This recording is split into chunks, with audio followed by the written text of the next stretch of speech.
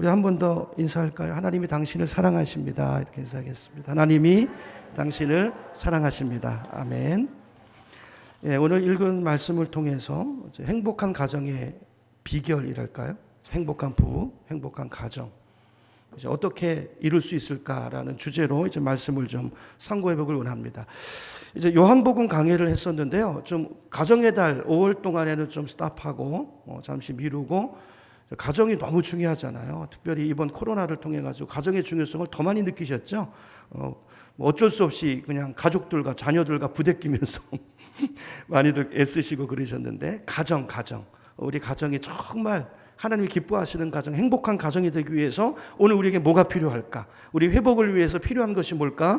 주님의 음성을 듣는 그런 5월 한 달이 됐으면 좋겠습니다. 자, 오늘 말씀은요, 유명한 다윗 왕의 아들 솔로몬이 기록한 성경이에요. 잠언서가. 알고 계시죠? 자, 솔로몬이 누굽니까? 솔로몬은 인류 역사상 그 누구보다도 행복의 조건을, 우리가 생각할 때 행복의 조건을 잘 갖추고 있었다고 생각되는 사람이 솔로몬이었어요. 우리가 부러워하는 거 다 가졌잖아요. 그렇죠? 돈도 많고, 그렇죠? 힘도 있고, 명예도 있고, 권세도 있고. 자, 그런데 자, 이런 것들을 다 소유했는데 안타깝게도 그는 행복하지 못했어요. 우리 전도서 말씀을 좀 보겠습니다. 잠언 뒤에 전도서가 있어요. 전도서 1장 조금만 뒤로 넘겨보세요. 전도서 1장 스크린을 보셔도 되고요. 1장 2절을 보면 솔로몬이 이렇게 고백합니다. 자기가 그렇게 좋은 환경에서 잘 먹고 잘 살고 또 자기가 소유한 모든 것들을 가지고 행복하기를 원했지만, 자, 그러나 안타깝게도 그의 입에서 나온 고백은 뭐였냐면요, 전도서 1장 2절을 보니까 헛되고 헛되며 헛되니 모든 것이 헛되다 그랬어요. 헛되다는 거예요. 전도서 2장으로 가봅니다. 조금 더 뒤로 가면 2장 17절로 가보면요, 더 심한 말을 해요. 2장 17절을 제가 읽어볼게요. 이러므로 내가 사는 것을 어떻게 했다고요? 미워했대요. 내가 사는 게 징글징글하단 말이에요. 너무 힘들다는 거예요. 너무 고통스럽다는 거예요. 누가 한 고백이라고요? 우리가 부러워하는 모든 것을 가졌고 보았고 누렸고 소유했었던 솔로몬이 내가 사는 것, 내가 이게 죽지 못해 산다 그 말이에요. 이는 해 아래에서 하는 일이 다 내게 괴로움이고 모두 다 헛돼서 뭘 잡으려는 것 같아요? 바람을 잡으려는 것 같대요. 여러분, 바람이 잡혀집니까? 안 잡혀지잖아요. 이게 안 잡혀지죠? 그러니까 무슨 말입니까? 이게 자기가 헛짓했다는 거예요. 이제까지 인생을, 빗나간 인생을 잘못 살았다는 거예요. 무익한 인생을 살았다는 거예요. 자기가 추구했던 이러면 행복하겠지, 그게 절대로 오산이었다는 것을 그가 그 자신의 삶을 반추하면서 깨닫고 고백하는 고백이 바로 이 고백인 것입니다. 전도서 2장을 우리가 이제 살펴보면요, 전도서 쭉 말씀이 다 그렇지만 그중에서 2장을 보면 솔로몬이 어떤 삶을 살았는가, 그가 추구했던 것이 뭔가가 거기 잘 이렇게 우리가 기억할 수 있어, 파악할 수가 있어요. 3절을 한번 가볼까요? 전도서 2장. 여러분 성경으로 보시는 게 더 좋을 것 같아요. 전도서 2장 3절을 보면 이렇게 말합니다. 찾고 계시죠? 3절부터 쭉 눈으로 보세요. 자, 내가 내 마음으로 깊이 생각하기를 내가 어떻게 하여야 내 마음을 지혜로 다스리면서 술로 내 육신을 즐겁게 할까? 그러니까 관심이 뭐죠? 어떤 육신의 어떤 즐거움, 쾌락, 어떤 이런 것들을 추구한다는 걸 알 수 있죠. 그래서 뭘 만들어 먹습니까? 온갖 술을 다 만들어 먹었겠죠. 왕이니까 뭐 별의별 게 다 있었을 거 아니에요. 4절에 보면 사업도 크게 벌여보기도 하고 집도 멋지게 크게 짓고 포도원도 가꿔보고, 5절에 보니까 과수원도 만들고, 6절에 가니까 못도 연못도를 만들기도 하고, 7절에 보니까 많은 노비들을 소유하고 노비들을 거느리고 살아보기도 하고, 그 다음에 소떼 양떼 같은 많은 소유를 다 가져보기도 하고, 8절에 보니까 어떤 왕들보다도, 이런 솔로몬보다도 부유했던 왕이 있습니까? 그렇죠? 없잖아요. 누구보다도 금은보화를 많이 쌓아놓고 살았던 사람이 솔로몬이에요. 또 노래하는 남녀들과 사람들이, 크게 남자들이 좋아하는 그 처첩들, 이쁘다는 여자들 몇 명이요?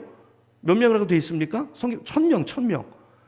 놀랄 노자죠. 1000명을 거느리고 살았다는 거예요. 자, 이런 것들을 솔로몬이 10절에 한마디로 이렇게 요약합니다. 10절로 가보세요. 2장 10절. 무엇이든지 내 눈이 원하는 것을 내가 뭐 하지 않았다고요? 금하지 아니하고, 무엇이든지 내 마음이 즐거워하는 것을 내가 막지 아니하였다. 무슨 말입니까? 자기 눈에 좋아 보이는 것 있으면 자, 저거 갖고 와. 다 가져보고 맛보고 보고 누려보고, 자기가 왕이니까 못할 게 뭐가 있었겠어요? 그렇죠? 또 또 자기 마음에 즐거움이 될 것 같다라고 생각하는 것들은 어떻게 했다고요? 다 해봤다는 거예요. 그거 안 해본 게 없다는 거예요. 자, 이렇게 살았던 결과가 뭡니까? 그래서 행복했나요? 아니라는 거예요. 거기에 행복이 없더라는 거예요. 그게 무익하더라는 거라는 거예요. 그래서 그 다음 절 11절을 보세요. 11절을 보면 솔로몬이 이렇게 고백해요. 그 후에는 뭐죠? 10절 지금까지 이야기한 거 모든 거 이걸 다 누려보고 맛보고 살아본 뒤에 그 후에 내가 생각해 보니까 인생을 돌아보니까 내 손으로 이제까지 내가 한 모든 일과 내가 수고한 모든 것이 뭐라고요? 헛되다는 거예요. 뭘 잡는 것 같아요? 바람을 잡지 못할 것, 잡히지 않는 것을 잡으려고 이렇게 애쓰고 힘쓰고 헛된 인생을, 빗나간 인생을 살았다는 것입니다. 정리하면 뭐예요? 이제까지 전부 쓸데없는 짓만 했다는 거죠. 여러분, 우리가 인생을 마무리하고 이제 죽을 때가 돼서 우리한테 이런 고백이 나온다면 여러분, 이런 성경이 왜 있을까요? 우리는 이렇게 살지 말라는 거죠. 교훈으로 배우고 가치 있는 인생, 우리 인생이 어디서 와서 어디로 가는 걸 알고 내가 왜 여기 살고 존재하는지 내 인생의 사명을 알고 목적을 알고 그렇죠? 의미 있고 가치 있는 인생을 살라는 거예요. 인생은 화살 같고요. 지나간 삶이 다시 돌아오지 않습니다. 인생의 기회가 짧아요. 이런 교훈을 가지고 의미 있게 살라는 것이죠. 자, 솔로몬은요. 이렇게 많은 것들을 이렇게 살았는데 뭐가 남았냐면 행복이 남은 게 아니고 기쁨이 남은 게 아니고 나는 다 누렸으니까 난 만족해. 여한이 없. 이게 남은 게 아니고 상처가 남았어요. 가슴이 더 허전하고 더 비었어요. 그래서 2장 17절을 다시 보겠습니다. 2장 17절 아까 소대 봤던 거 다시 보세요. 이 2장 17절을요. 제가 다른 번역 성경으로 읽어볼게요. 여러분 그 성경이랑 이렇게 비교하면서 들어보세요. 쉬운 성경이라는 성경이 있는데 그 번역으로 제가 읽습니다. 이처럼 사람 산다는 것이 참으로 덧없고 허망하니 내가 이제 사는 것을 싫어하여 크게 탄식하였노라. 해 아래 세상에서 일어나는 모든 인생살이가 내게는 다 괴로움 뿐이고 그 모든 것들이 공중의 바람을 붙잡으려는 것처럼 헛되고 헛될 뿐이었노라. 여러분 정말 모든 것을 누렸고 맛보았고 경험했던 솔로몬이 고백하는 삶의 결과가요. 성경을 보면 무익한 정도가 아니에요. 그냥 이게 제로 이게 아니라 그의 인생이 큰 상처로 남았다는 거예요. 불행으로 얼룩졌다는 거예요. 뭐가 가장 아프고 불행이냐면요. 가정의 실패. 여러분 여러분의 가정을 한번 돌아보세요. 여러분의 가정은 행복하십니까? 뭘 열심히 했어요. 뭘 추구했어요. 그래서 뭘 얻었을 수 있어요. 그런데 그래서 여러분의 가정은 안녕하십니까? 우리 가정의 달에 우리 가정을 좀 돌아보고 점검해보는 달이에요. 솔로몬의 경우는 가정이 실패해요. 가정이 무너졌어요. 여러분 가정이라고 하는 것은 어떤 곳이 돼야 됩니까? 그곳에 가면 항상 편안하고 기쁘고 즐겁고 행복이 있는 곳이 돼야 되잖아요. 아까 찬양한 것처럼. 그게 가정인데 솔로몬의 가정은 그러지 못했어요. 왜요? 솔로몬이 즐거움을 추구하다가 욕심을 따라 잘못 빗나간 인생을 살다가 가정이 깨어졌어요. 자기 만족을 추구하고 살다가 가정이 깨어졌어요.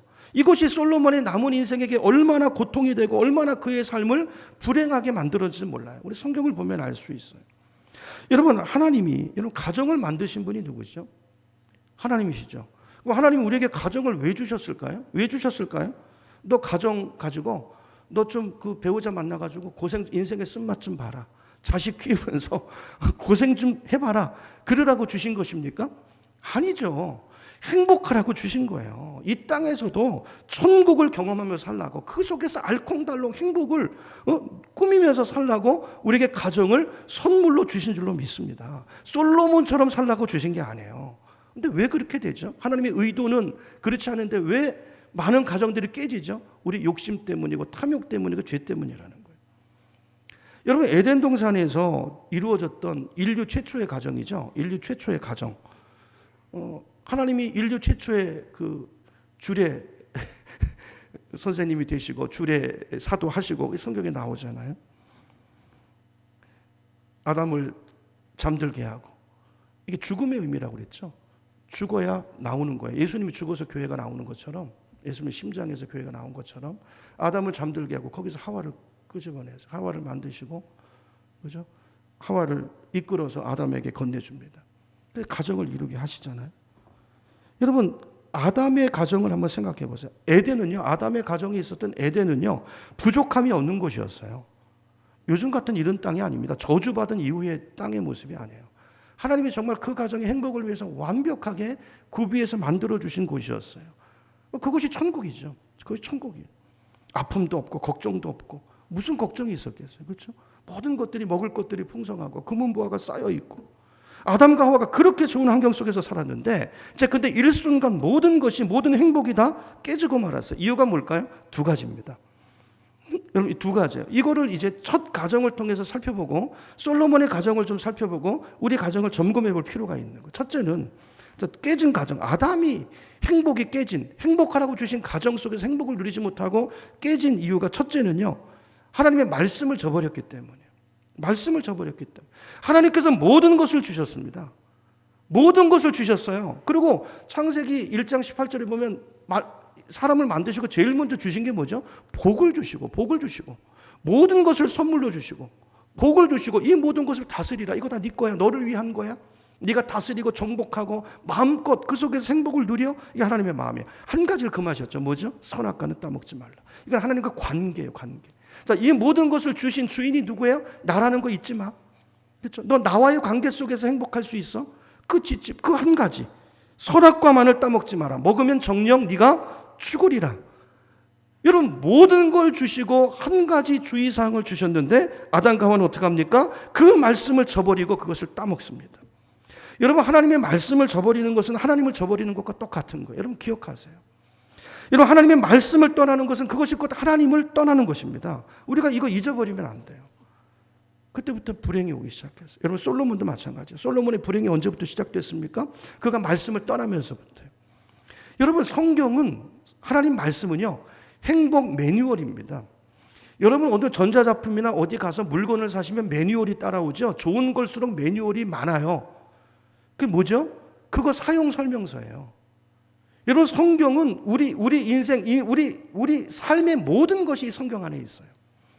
가정을 어떻게 다루어야 행복할 수 있는지, 남편은 아내를 어떻게 사랑해야 행복한 가정을 이룰 수 있고, 아내는 남편을 어떻게 대해야 되고, 크리스찬 부모는 자녀를 어떻게 키워야 되고, 자녀는 부모를 어떻게 공경해야 되고, 성경 안에 다 있습니다. 왜 가정이 불행하고 깨지는 것입니까? 이 매뉴얼을 떠나 살기 때문에. 말씀을 떠난 것이죠. 말씀을 떠난 거예요. 여러분 신명기 10장 13절 보여주세요. 제가 읽어볼게요. 내가 오늘 내 행복을 위하여. 무엇을 위하여? 행복을 위하여. 여러분 매뉴얼은요 그거를 규제하는 게 아니고 이걸 잘 사용하기 위한 방법을 적어놓은 거예요. 누가요? 그걸 만든 사람이. 여러분 우리 가정을 누가 만들었어요? 하나님이. 저와 여러분 인생을 누가 만들었어요? 하나님이. 부부를 누가 짝지어 주셨어요? 하나님이. 그 하나님이 서로 어떻게 잘 연합할 수 있고 어떻게 그 안에서 가장 행복할 수 있는가를 적어놓으셨는데 뭘 떠났다고요? 말씀을 떠났고 자기 마음대로. 여러분 물건을 쓸 때도요. 어떤 물건은 이거 무슨 몇 도씨 위에 두면 안 돼요. 그렇죠? 근데 그거를 아무데나 두면 어떻게 되죠? 망가집니다. 망가져요. 우리가 그렇게 살고 있다고요. 자식들이 왜 망가지죠? 말씀을 떠나니까. 부모가 말씀을 떠나서 자기 마음대로 자녀들을 휘두르니까 자녀가 망가지는 거예요. 부부가 왜 깨집니까? 아니 남편들아, 다음 주에 할 거예요. 남편들아. 또 이제 아내들아도 있습니다. 부모들아도 있어요. 자녀들아도 있고 각자에게 말씀하시는데 각자가 말씀을 떠나요. 자기 소견에 옳은 대로 해요. 그래서 문제가 오는 거예요. 여러분 5월은 가정의 달입니다. 혹시 여러분의 가정은 여러분의 말씀을 떠나 살아감으로 인해서 찾아온 여러분의 삶의 불행이나 깨어짐이 없습니까? 그렇다면 이 한 달 기간 동안에 어디서 잘못됐는지 각자의 위치에서 점검해 보시고 말씀의 원리를 되찾으심으로 여러분의 가정을 다시 하나님의 의도대로 회복하시고 하나님이 디자인하신 그 가정의 모습으로 세움으로 하나님의 의도대로 행복을 그 안에서 누리는 그런 가정으로 세워가는 은혜가 있기를 축복합니다. 두 번째 이유가 있어요. 두 번째 이유는 그 좋은 환경 속에서 아담과 하와가 행복을 잃어버린 두 번째 이유는 부부관계가 깨졌기 때문이에요. 여러분 가정의 핵심은 부부입니다. 부부. 우리나라 그 잘못된 그 유교 문화인가요? 하여튼 잘 모르겠지만 하여튼 한국 가정들마다 있는 거 보면 자식 위주죠. 이게 가정을 망치는 거예요. 이게 자녀를 위하는 것 같습니까? 아내 제껴놓고 남편 제껴놓고 자녀 우선으로 하면 그 애를 망치시는 거예요.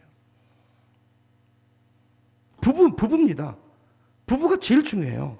자, 창세기를 보면 하나님이 금하신 선악과를 따먹은 뒤에 하나님이 아담을 책망하시죠. 왜입니까? 가정의 책임자가 누구예요? 하나님이 아담으로 세우셨어요. 여러분 이거 기억하셔야 돼요, 남자분들.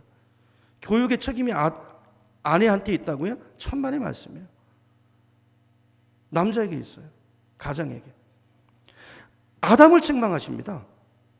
말씀을 누구에게 주셨어요? 선악과 따 아담한테 주셨어요. 아담한테. 자, 그래서 이게 하나님이 책망하시죠. 그 죄를 짓고 나서 야, 아담, 너 왜 선악과 따먹었어? 그랬더니 아담이 뭐라고 그러죠? 뭐라고 말합니까? 하나님이 내게 주셔서 나와 함께 하게 하신 누가요? 저 여자가 내게 줌으로 내가 따먹었나이다. 뭐죠? 책임 전가죠. 책임을 누구에게 돌립니까? 하나님에게 돌려요. 먼저 하나님이 저 여자 만든 사람이 하나님이죠. 그리고 저 여자가 나한테 먹으라고 줘서 내가 먹었어요. 그럼 자기는 잘못 없습니까? 이게 첫 번째 죄예요. 여러분 생각해 보세요. 아담이 이렇게 말하는 걸 하와가 옆에 봤으면 어떤 생각이 들었을까요? 내가 저런 인간을 믿고 살았으니 내 인생이 그죠? 아니 그럼 지만 살고 나는 죽어도 된다는 얘기야 뭐야? 속에서 화가 일어나지 않았겠습니까? 막 이가 갈렸겠죠. 여러분 혹시 여자분들 남편들한테 이런 느낌 안 드세요? 살면서 내가 어떤 남자의 그런 모습을 보면서 이건 사랑도 없고 나에 대한 그래도 말 안 하니 경상도 못하니까 뭐 말을 안 하는 거지 뭐 나를 사랑하는 마음이 다 있고 표현을 안 하는 거겠지. 근데 어느 순간 문득 보면 저 사람이 날 사랑하나? 나를 아내로 생각하기나 하나? 이런 이야기를 듣고 자기만 위하는 그런 모습들을 언뜻 보게 되면 그동안의 삶이 막 우울증이 확 오죠. 병이 옵니다. 병이. 많은 분들이 아파요. 나이가 들어서. 억울해서. 살아온 삶이 억울해가지고.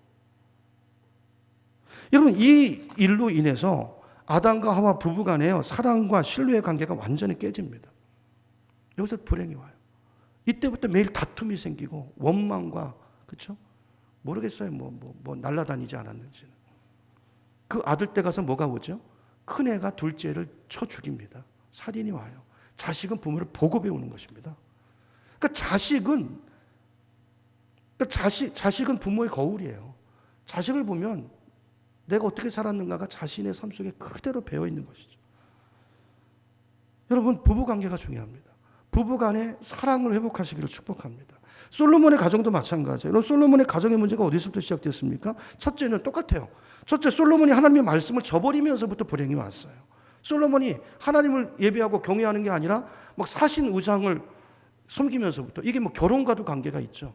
1000명의 아내를 그냥 뭐 이쁜 여자 정략 결혼하고 막 이렇게 하다 보니까 그 맨 안 믿는 그 우상을 갖고 들어오니까 이게 뭐 말씀을 떠나고 하나님을 떠나기 시작했어요. 이게 첫 번째고 두 번째는 부부관계 문제가 생겼어요. 여러분 남녀 관계는요 하나님이 어떻게 만드셨냐면 남자 여자가요 1대1로 맺을 때 거기 행복이 있고 사랑이 있고 기쁨이 있는 거예요. 근데 솔로몬은 몇 대 몇이죠? 1대 몇이죠? 1대 1000이에요. 이게 미쳐도 보통 미친 게 아니죠. 여러분, 아니 한 여자를 감당하고 살기도 어렵고 평생 그 숙제인데 아니 1000명의 여자를 거느리고서 어떻게 솔로몬이 그걸 감당할 수 있었겠습니까? 그 가정이 어떻게 행복할 수 있었겠어요? 불가능한 것입니다. 여러분 전도서 9장 9절에 보면 이런 말씀이 있어요. 전도서 9장 9절. 여러분 성경 찾을 수 있는 분 찾아보세요. 9장 9절. 제가 읽어볼게요. 내 헛된 평생의 모든 날. 찾으셨죠? 9장 9절입니다. 평생의 모든 날. 곧 하나님이 해 아래에서 내게 주신 모든 헛된 날에 내가 사랑하는 아내와 함께 어떻게 살지어다? 즐겁게 살지어다. 이게 굉장히 중요한 말씀인데요. 자, 여기 보니까 즐겁게 살라고 그랬는데 누구와 함께 즐거우라고요? 아내와 함께 여기 함께라는 단어가 중요한 거기 동그라미 쳐놓으세요. 막 형광펜으로 막 칠해요. 함께, 아내와 함께. 남자가요 혼자 즐거우면 행복하지 않습니다. 솔로몬을 보세요. 1000명의 여자, 이쁜 여자, 1000명의 여자를 여러분 그 1000명의 여자 아무 여자나 데리고 와서 산 거 아니에요. 다 이 솔로몬의 아내들은요 전부 왕의 딸이거나 귀족의 딸입니다. 얼마나 가꾸고 당시 다른 나라 왕 귀족들이면 아무 여자랑 결혼했겠어요? 또 이쁜 여자 결혼했으니까 거기서 그 못난 여자가 나왔겠습니까? 다 이쁘다고 봐도 틀리지 않아요. 그렇죠? 근데 그 1,000명의 여자랑 살면 자기는 즐겁고 매일 한 분만 만나도 몇 년이 걸립니까? 3년 걸리죠. 1,000명이면 3년. 생각해 보세요. 그러면 자기는 좋을지 몰라도 그 여자들은 뭐죠? 그 아내들은 뭐죠? 그 아내들이 행복할 수 있겠습니까? 불가능하죠. 신랑을 만나려면 얼마 걸린다고요? 솔로몬이 매일 다녀도 3년.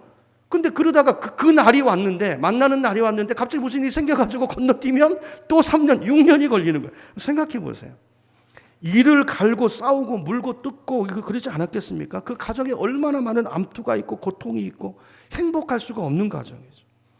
오늘 이제 본문의 말씀은요, 잠언 전도서, 이 전도서 말씀은 솔로몬이 자기 이 가정생활의 체험, 경험을 통해서 많은 값을 지불하고 후회하면서 얻은 그 교훈을 오늘 우리에게 기록으로 남겨주고 있는 말씀들이에요.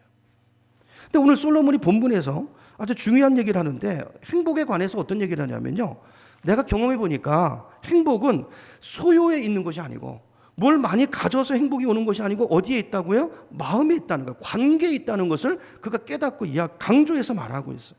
얼마나 내가 재산을 많이 갖고 있냐, 얼마나 많은 노비를 거느리고 있고, 얼마나 많은 여자를 데리고 살고, 이런 것들로 행복이 소유로 결정되는 것이 아니고 행복은 마음에 있다는 거예요.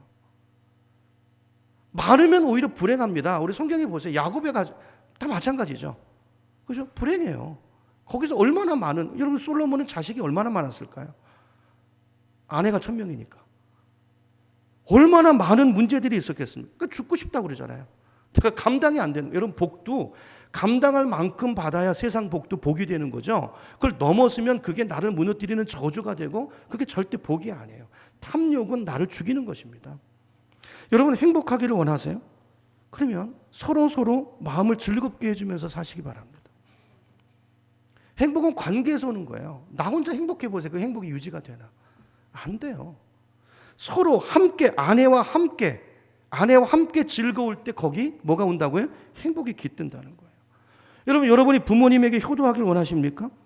부모에게 효도할 수 있는 방법은 간단해요. 행복은 마음을 즐겁게 해드리면 돼요. 그 관계 속에서. 다른 거 아니에요. 저도 경험해 보니까요. 다 돌아가셨지만 저는 뭘 갖고 가서 그것 때문에 행복해 하지 않으시더라고요. 그걸 통해서 맺어지는 관계예요. 그게 적어도 어떨 땐 없어도 그 마음, 그 관계, 정말 나를 공경하는 그 태도, 말 한마디, 그걸로요, 그 옛날의 상처, 그 고생이 다 눈 녹듯이 사라져버려요. 부부관계도 마찬가지고. 말이 중요합니다. 왜 그렇게 말을 아끼세요? 말을 하셔야 돼요, 말을. 여러분, 시는 읊어져야 시입니다. 트럼펫은 불어져야 트럼펫이에요. 사랑은 고백되어지고 표현되어져야 사랑이에요. 속에 있는 건 사랑이 아니에요. 나와야 사랑이에요. 근데 마음으로 다 사랑한다고요? 아니요, 그거는 아니에요. 전달돼야 의미가 있는 것입니다. 잠언 15장 13절로 가보겠습니다. 잠언서 아까 읽었던 본문인데요. 전도서 앞에 잠언 15장 13절을 보면 이렇게 말합니다. 마음의 즐거움은 얼굴을 빛나게 하여도 마음의 근심은 심령을 상하게 하느니라. 여러분 사람의 마음 상태는요 얼굴로 다 드러나게 되어 있습니다. 그렇죠? 여러분 다 경험하시죠? 여러분 숨기지 못하죠?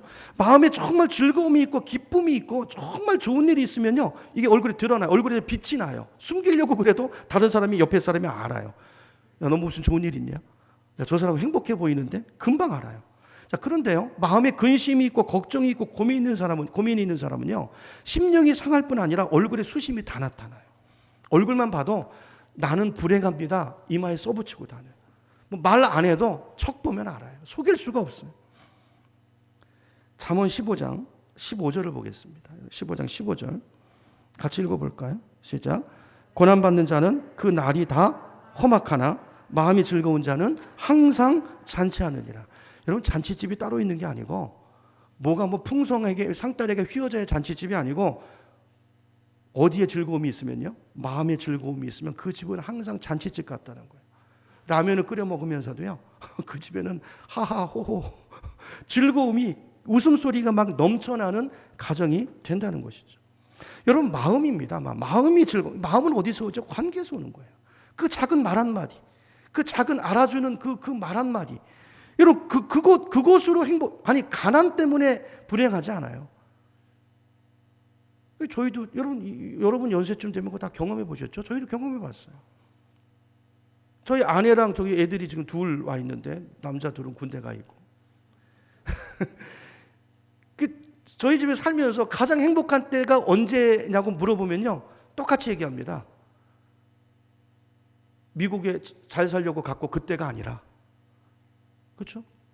가난해도 예수를 모시고 마음의 즐거움이 있고 그때가 지금이 가장 행복했다라고 얘기해요.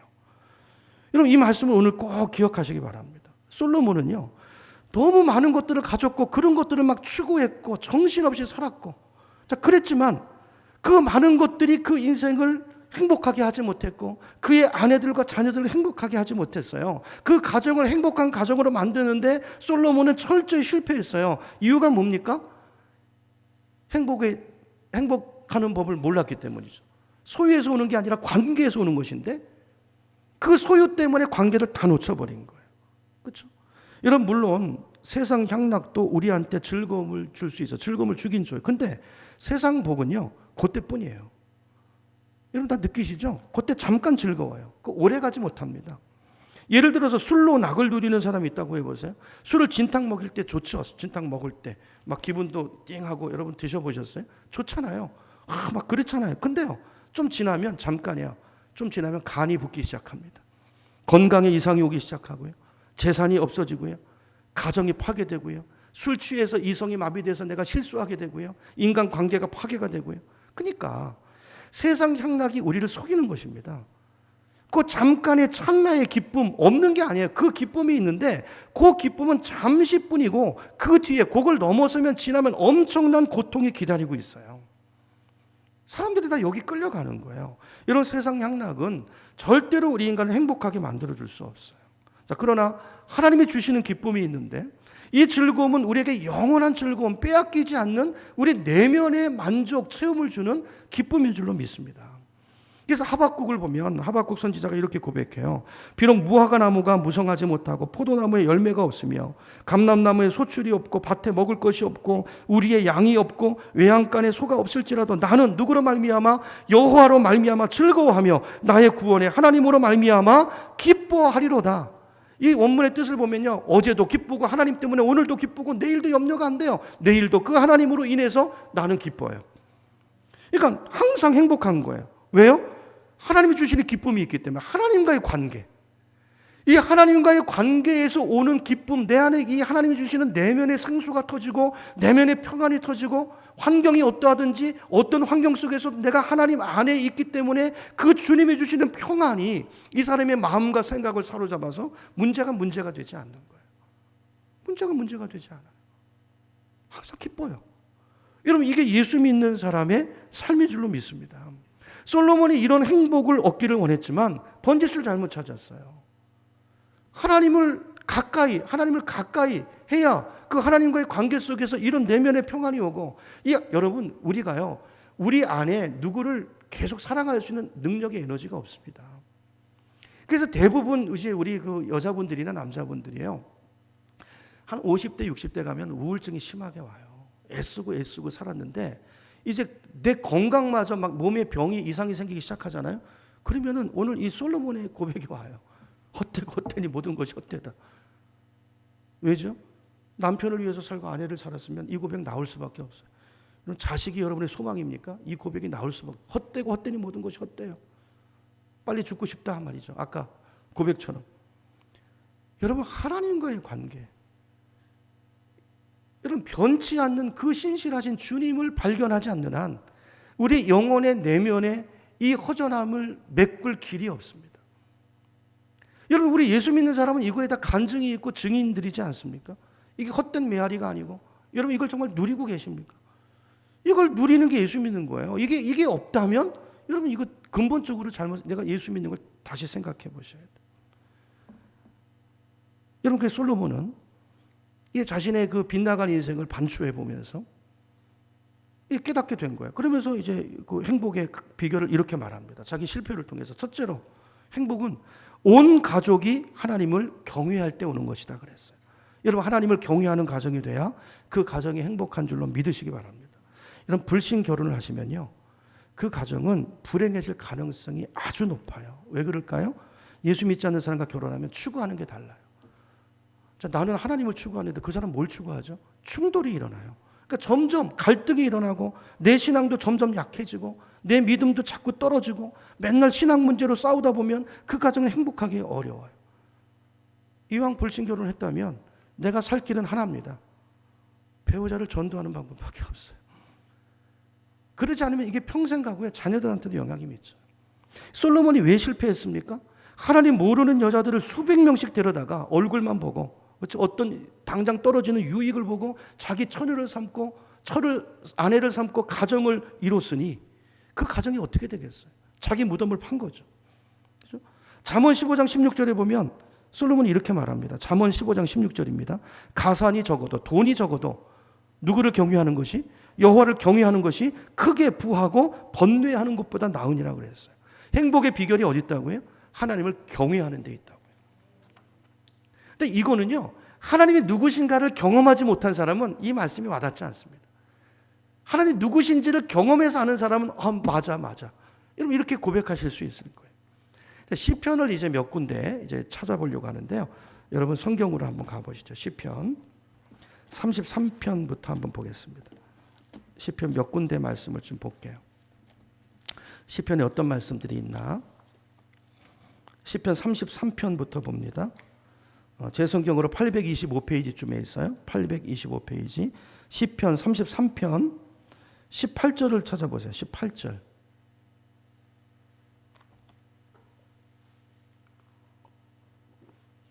하나님을 경외하는 자들에게 주시는 약속, 축복을 찾아볼 거예요. 여러분 이 말씀대로 살면서 삶을 통해서 순종을 통해서 이런 행복들을 누리시는 분들 계시죠? 간증이 있으실 거예요.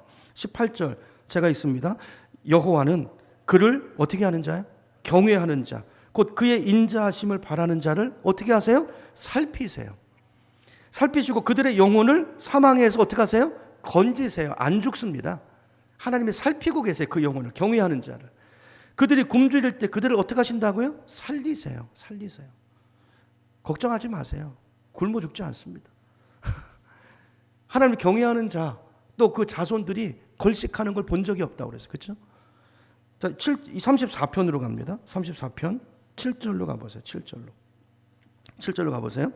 찾으셨죠? 34편 7절. 여호와의 천사가 누구를요? 주를 경외하는 자를 어떻게 하신다고요? 둘러 진치고 그들을 건지시는도다. 여러분 어느 곳에 있든지 하나님을 경외하는 자로 서 있으면 여러분의 주변에 누가 있어요? 천사를 보내서 천사가 여러분 둘레를 진치고 계시다고요. 여러분 이런 거 느끼시나요? 느끼셔야 돼요. 경험하셔야 돼요. 그 예수 믿는 거예요. 그렇죠? 9절로 가보세요. 34편 9절. 너희 성도들아 그러므로 여호와를 어떻게 하라? 경외하라. 그를 경외하는 자에게는 뭐가 없어요? 부족함이 없도다. 그 앞에 어떤 말씀이 있습니까? 심지어 사자들이 줄일지라도 하나님을 경외하는 자는 줄이지 않는다는 거예요. 여러분 하나님을 경외하는 사람도요 죄 지을 수 있어요. 실수할 수 있고 넘어질 수 있습니다. 자 근데 이 하나님을 경외하는 사람한테 뭐가 있죠? 우리 실수하고 위험이 있고 사건 사고 똑같이 있어요. 근데 뭐가 있죠? 그런 것이 올 때 뭐가 있죠? 하나님의 살피심이 있다는 거예요. 하나님의 돌보심이 있다는 거예요. 하나님의 긍휼이 있다는 거예요. 그 사람을 향한 하나님의 자비가 있다는 거예요. 하나님이 그 사람을 건지세요. 보호하세요. 여러분 이걸 경험하고 사는 것이 신앙생활이에요. 그렇죠? 시편 128편으로 갑니다. 시편 128편으로 갈게요. 시편이 맨 그런 말씀인데요. 한 군데만 더 볼게요. 시편 128편. 시편은요. 하나님을 경험한 사람들이 그 하나님을 찬송하는 내용이에요. 말하자면 간증이고 하나님 나에게 임하신 그 하나님을 찬양하는 내용인데 128편을 한번 읽어보겠습니다. 128편 찾으셨죠? 128편이요. 제가 읽어볼게요. 여호와를 어떻게 하며? 경외하며 그의 길을 걷는 자마다 뭐가 있어요? 복이 있어요. 자, 내가 내 손이 수고한 대로 먹을 것이라. 이게 만만한 게 아니에요. 여러분 수고한 대로 거두는 게 이게 복인 줄로 믿으시기 바랍니다. 네가 복되고 형통하리로다. 내 집 안방에 있는 내 아내는 결실한 포도나무 같으며 내 식당에 둘러앉은 자식들은 어린 감람나무 같으리로다. 아름다운 이 화목한 가정의 모습이 그려지시나요? 가정의 복을 주신다는 거예요. 그렇죠? 4절 여호와를 경외하는 자는 이같이 복을 얻으리로다. 여호와께서 시온에서, 시온 이건 영적인 복을 말하는 거예요. 그냥 보세요. 아까 경제적인 생업에 복을 주시고 가정에 복을 주시고 5절에 보니까 시온에서 영적인 복을 주실지어다. 신령한 복, 수요일 날에 살펴봤죠? 신령한 복이 얼마나 중요한지 아시죠? 그 복을 주신다는 거예요.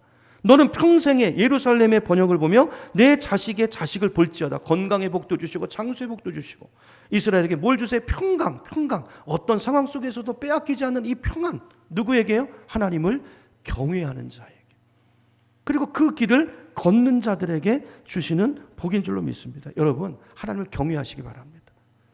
여러분, 하나님을 경외하시기 바랍니다. 여러분, 가정의 예배를 회복하시기 바랍니다. 그리고 코로나가 주신 가정에서 하나님을 경외하세요. 여러분, 그것보다 자녀들에게 주시는 축복이 없어요. 여러분, 자녀들에게 줄 수 있는 그것보다 더 큰 축복이 없어요. 하나님을 경외하는 것을 부모의 삶을 통해서 보고, 아, 그렇구나, 이게 복이구나. 그래서 이 아이들이 나중에 사회에 나가서 또 아이들이, 자녀들이 가정을 꾸리고 그렇게 살 수 있다면 여러분 잘 사신 거예요. 그렇죠?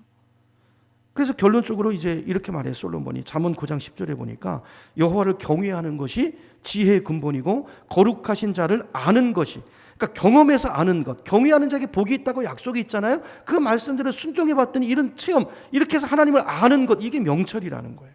여러분, 그러므로 여러분, 누가 세상에서 지혜로운 사람일까요? 하나님을 경외하는 사람. 하나님을 경외하는 사람은요, 생명줄을 붙잡고 축복의 줄을 붙잡고 사는 사람이에요. 복이 이 사람을 찾아내요. 이게 성경의 말씀이에요. 그러니까 내가 복을 따라가는 게 아니라 복이 이 사람을 따라와요. 하나님을 경외하는 자예요. 여러분, 반대로 이 세상에서 가장 미련한 사람이 누구죠? 하나님을 경외하지 못하는 사람. 이 사람은 하나님을 신뢰하지 못하고 하나님을 의지하지 못하니까 누구를 의지할까요? 자기 주먹을 의지할 수밖에 없어요. 여러분, 자기 힘을 가지고 살면, 자기 머리로 계산으로 살면 인생이 어떻게 될까요? 여러분, 사람이 그래서 인생에 어려움이 오는 거예요. 우리는 한 치 앞도 몰라요. 암만 계획을 세워보세요. 하나님 훅 불면 다 날아갑니다. 코로나를 보세요. 그렇죠? 우리 인생에 어떤 일이 올지 알지 못해요. 누가 아시죠? 그분이 아세요. 그분을 경외하는 자에게 피할 길을 주시고 하나님의 선한 목자가 되셔서 그 인생을 인도해 주신 그 길, 그 길이 생명의 길이고 그 길이 축복의 길이고 그 길이 행복의 길이라는 걸 믿으시기 바랍니다.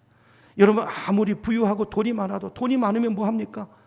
하나님을 경외하지 못하고 신뢰하지 못하고 자기 힘으로 사는 사람은요, 고민이 많을 수밖에 없어요. 이 생각이 복잡해요. 번뇌가 많아요. 불행해요. 마음이 병들어요. 늘 수심을 달고 다녀요. 이런 돈과 행복은 비례하지 않습니다. 하나님 경외함이고요. 두 번째로 행복한 가정을 이루는 비결이 뭡니까? 솔로몬은 서로 사랑하는 것이라고 말하고 있어요. 잠언 15장 17절로 가보겠습니다. 잠언 15장 17절 제가 읽습니다. 채소를 먹으면서 서로 사랑하는 것이 살찐 소를 먹으면서 서로 미워하는 것보다 나으니라. 여기 채소를 먹는다는 건 뭐죠? 그 집이 가난하다는 걸 말하는 거고요. 살찐 소를 먹는다는 건 뭐죠? 그 집이 잘 산다, 아주 부자라는 걸 말하는 거예요. 이런 행복이라고 하는 것은 의리의리한 고래등 같은 집에 살면서 그 맛있는 살찐 스테이크, 소를 먹으면서 거기서 행복이 오는 게 아니고, 자, 이렇게 좋은 집에 살고 좋은 걸 먹어도 그러면서 서로 미워한다면 그 가정은 지옥이라는 거예요. 그러지 않습니까? 얼마나 많은 가정들이 그렇게 삽니까? 자, 그러나 채소를 먹으면서도, 가진 게 없어도, 라면을 먹으면서도 서로 사랑한다면, 마음에 즐거움이 있다면, 함께 기쁨을 나눈다면 그 가정이, 그 자리가 천국이 되고 그 가정이 행복한 가정이 된다는 거예요. 그러므로 행복이라고 하는 것은 언제 오는 것입니까? 아까 봤죠. 함께 즐거워하고 서로 사랑할 때 오는 거예요. 짝사랑이 아니고요. 서로 사랑할 때. 여러분, 사랑은 주고받을 때 의미가 있는 것입니다. 거기서 행복이 오는 거예요. 그래서 예수님께서 이렇게 말씀하세요. 요한복음 13장 34절에 보면 이 성경이 우리 행복을 위해서 하나님 우리에게 주신 거라고 그랬잖아요. 자, 근데 성경을 한마디로 요약하면 뭐냐면 이렇게 말씀하세요. 제가 읽을게요. 새 계명을 너희에게 주노니 서로 어떻게 하라? 사랑하라. 내가 너희를 사랑한 것 같이 너희도 어떻게 하라? 서로 사랑하라. 여기서 중요한 단어가 뭘까요? 사랑하라는 단어도 중요하지만 서로라는 단어가 중요해요. 아까 즐거워하라는 단어가 중요하지만 함께, 아내와 함께라는 단어가 중요했던 것처럼 서로가 중요한 단어인 것입니다. 사랑은 주고받을 때 행복으로 바뀌는 거예요. 여러분, 내가 누굴 좋아한다는 것과 사랑하는 것은 다른 것입니다. 좋아한다는 것은 일방적인 거예요. 근데 사랑은 상호적인 것입니다. 그리고 대가를 지불하는 것입니다. 자, 그러면 우리가 행복한 가정이 되기 위해서 두 번째가 솔로몬이 말하는 게 이제 서로 사랑을 하는 것인데, 자, 그럼 사랑이 뭔가? 오늘 세 가지로 간단하게 이야기하고 마무리하겠습니다. 첫째로, 진정한 사랑은요, 첫 번째로 사랑은 섬기는 거예요. 여러분, 어머니가 자식을 낳으면 그때부터 엄마는요, 그 아이의 종이 됩니다. 여러분 아시죠? 다 그렇게 키우셨죠? 여러분, 애를 낳고서요, 그냥 내버려 둡니까? 맨날 씻기고 먹이고 입히고, 어디 좀 아프고 열나는 것 같으면 부모가 쩔쩔매고, 똥 싸면 어떡합니까? 그 손에 똥 다 묻혀가면서 그 똥 다 치워주고, 완전히 아이의 종이 되기 시작해요. 이게 사랑이에요. 여러분, 하나님의 사랑과 가장 가까운 사랑이 어머니의 사랑인 거예요. 그래서 여러분, 이 중에 우리 가운데 있는 어느 누구도요, 어머니 사랑 없이 이만큼 커 있는 사람 아무도 없습니다. 누군가가 내가 어렸을 때 그렇게 돌봐주고 먹여주고 입혀준 그 헌신, 그 섬김이 없었다면 인간은요, 사람 될 수 없어요. 혼자서 클 수 없습니다. 이런 어머니 은혜를 잊어버리고 산다면 그건 사람도 아닌 거죠. 사랑은 섬기는 거예요. 섬기는 거. 두 번째로, 사랑은 존귀하게 여기는 것입니다. 베드로전서 3장 7절을 보겠습니다. 베드로전서 3장 7절 보면 남편들아 그러면서 이제 남편들에게 이야기하는데요. 3장 7절 같이 읽어봅니다. 시작. 남편들아, 이와 같이 지식을 따라 너희 아내와 동거하고 그를 더 연약한 그릇이요 또 생명의 은혜를 함께 이어받을 자로 알아 귀히 여기라 그랬어요. 그래서 한마디로 말하면 남편들에게 뭐라고 말합니까? 아내들을 어떻게 여기라고요? 귀하게 여기래요. 이런 남자는요, 아내를, 왜냐하면 그게 행복의 비결이라고요. 그러니까 행복하길 원하십니까? 그럼 남편은 아내를 귀하게 여기세요. 존귀하게 대하라는 거예요. 아내를 존귀하게 만드실 때 남편도 존귀해지고 행복으로 이게 부메랑이 돼서 온다는 것입니다. 이거 실제로 보세요. 아무리 많이 배우고 결혼할 때 처음에 똑똑하고 훌륭한 여자라도 무지막지한 남편 만나가지고요, 남편이 그 아내를 맨날 무시하고 발로 차고 툭툭 차고 다니고 함부로 말하고 욕하고 이러면요, 아내가요 완전히 세월을 거쳐서 천한 여자가 됩니다. 거친 여자가 돼요. 그러면 한 집에 살면서 같이 살면 남편도 그 불행이 부메랑으로 오는 거예요. 반면에요, 아내가 일자무식이고 배운 것도 없고 또 못생기기도 그냥 뭐 호박같이 생기고 그랬는데도, 제가 실제로 그런 분 봤어요. 실제로 그런 분 봤어요. 아니, 너무 아내를 귀하게 여기고 사랑하는 거예요. 근데 봤더니요, 너무 못생겼어요. 저분 그러면 뭐 어디 집안이 좋습니까? 아니에요. 그럼 뭐 많이 배우셔서 저분이 박사 아니에요. 고등학교 나오셨어요. 그냥 평범하게 그 나이 때. 근데요, 아내를 진짜 보배같이 여기고 소중하게 여기니까요, 그분이요 품위가 있어요. 여러분 아세요? 존귀한 여자가 돼요. 여러분, 이게 사랑의 힘입니다. 그러니까 그 여자가요 자존감이 있고 그러니까 그게 또 누구에게 가요? 남편에게 가고 자녀에게 가요. 이런 행복이 이렇게 만들어지는 것입니다. 여러분, 자기 아내를 무시하고 막대하는 남자처럼 모자란 남자가 없어요. 그러니까 성경에 이렇게 돼 있잖아요. 자기 아내를 사랑하는 거는 자기를 사랑하는 거라고요. 아내가 남입니까? 아내는 나예요. 아담을 죽여놓고 여자의 재료는, 여자는 본차이 납니다. 남자의 갈비뼈를 빼가지고 여자를 만들었어요. 내 중심이라고, 나중에 나고. 그래서 아담이 하나님이 데려다주는 하와를 보고 그러잖아요. 이는 내 뼈 중에 뼈고 살 중에 살이라. 그러면 그 자기를 사랑하는 거예요. 내 가장 소중한 이런 아내를 귀하게 여기시고 존중히 대하시기를 축복합니다. 남자분들 이제 아내들라도 이제 있어요. 다음 주 다 있는데, 사랑의 세 번째 정의는요, 사랑은 희생하는 거예요. 희생하는. 이걸 보여주신 분이 예수님이잖아요. 예수님이 우리를 살리기 위해서 십자가에 못 박혀 죽으시고 그렇게 희생하심으로 우리를 살리신 것처럼, 여러분, 사랑은요 희생하는 것만큼 세워져요, 사람이. 그리고 행복이 이루어지는 거예요. 여러분, 오늘 주신 말씀대로 우리가 순종할 수 있다면 어느 가정도 행복한 가정이 될 줄로 믿습니다. 근데 우리에게 고민이 있죠. 뭡니까? 이건 뭐 여러분 모르시는 거 아니잖아요. 그죠? 제가 그냥 정리한 거 여러분들 다 아시죠? 문제가 뭐냐면 머릿속으로는 아는데 실천이 안 된다는 거예요. 행동으로 옮기는 게 안 된다는 거예요. 여러분, 하나님의 말씀이 어렵습니까? 뭐 행복의 비결에 대해서 가정이 행복하는 법, 하나님이 무슨 뭐 대학원 이상 나와야지 석사 논문 써야 알 수 있도록 이렇게 오묘하게 만들어 놓으셨습니까? 아니에요. 진리는 단순해요. 단순해요. 우리가 이해할 수 없는 내용이 아니에요. 근데 우리가 왜 그렇게 못 사는 거죠? 왜 행복하지 못한 것이죠? 여러분, 아는 것과 행동하는 것은 달라요. 왜 많은 사람들이 행동하지 못하는가 아는데, 여러분, 내 힘으로 안 됩니다.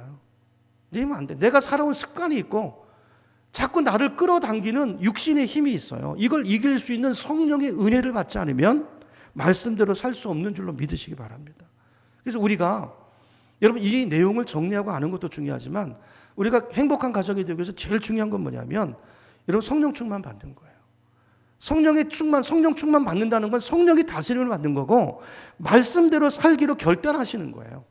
그렇죠? 날마다 성령님과 동행하고 성령의 다스림을 받고 아내는 아내 입장에서 남편은 남편 입장에서 부모는 부모 자리에서 자녀는 자녀 자리에서 나에게 말씀하시는 그 말씀의 도를 순종하고 따라갈 때 여러분 그렇게 가면 이게요. 여러분 시작이 어렵지 거기에 성령의 위로가 있습니다. 성령이 기뻐하세요. 우리가 말씀으로 살려는 그 몸부림을 기뻐하시고 성령이 우리를 응원하시고 우리를 도와주시고 밀어주시고 우리가 시작하면 하나님이 하시는 줄로 믿습니다. 여러분 우리가 성령의 은혜를 받으면 우리 삶 속에 성령의 열매들이 나타나기 시작하는데 여러분 성령의 9가지 열매 중에서 첫 번째 열매가 뭐죠? 사랑의 열매예요. 내 속에서 이 사랑의 샘이 터져요. 그러니까 내 힘으로 남편을 아내를 어떻게 사랑해? 여러분들 탈진하셨죠? 이 성령의 은혜가 터지면 내 속에서 생수가 이 기쁨과 행복이 터지면 이 흘러가는 거예요. 흘러가는 거예요. 사랑이 생기면 화평하게 되고, 그렇죠? 또 이 사랑이 터지면 기쁘게 되고, 그렇죠? 견딜 수 있게 되고, 오래 참을 수 있게 되고, 아까 사랑의 3가지 말씀드렸죠. 그걸 통해서 행복한 가정이 우리 가정 가운데서도 이루어지게 되는 줄 믿습니다. 그러면 여러분이 가정의 달을 맞아서 여러분 특별히 더 기도할 수 있기를 축복합니다. 여러분 가정을 위해 하나님 나에게 성령 충만을 주세요. 오늘 주신 말씀대로 내가 그렇게 행함으로 내 가정을 행복한 가정으로 세우기를 원합니다. 그러나 내 힘으로만 감당할 수 없사오니 성령님 기름 부으시고 나를 도와주셔서 행할 수 있게 해주시고 그래서 남은 여생이라도 행복한 삶을 살게 해주시고 이 행복이 우리 자녀들에게 또 이웃들에게 흘러가서 예수 믿는 가정이 얼마나 행복한가 오늘 칼럼을 읽어보시고요. 이 우리 사명이에요. 여러분 우리 가정은 우리 사명의 자리입니다. 이런 가정을 위해서 어떤 대가를 지불해도 그것은 아깝지 않아요. 가정은 내 목숨을 걸 만한 가치가 있는 것입니다. 하나님의 교회도 마찬가지예요. 마지막 주 이제 교회 얘기를 하겠지만 오늘 이 말씀을 통해서 여러분 성령을 사모하시고 성령과 동행하시며 한 주간도 믿음으로 승리하시는 우리가 다 되시기를 주님의 이름으로 축원합니다. 찬양하겠습니다.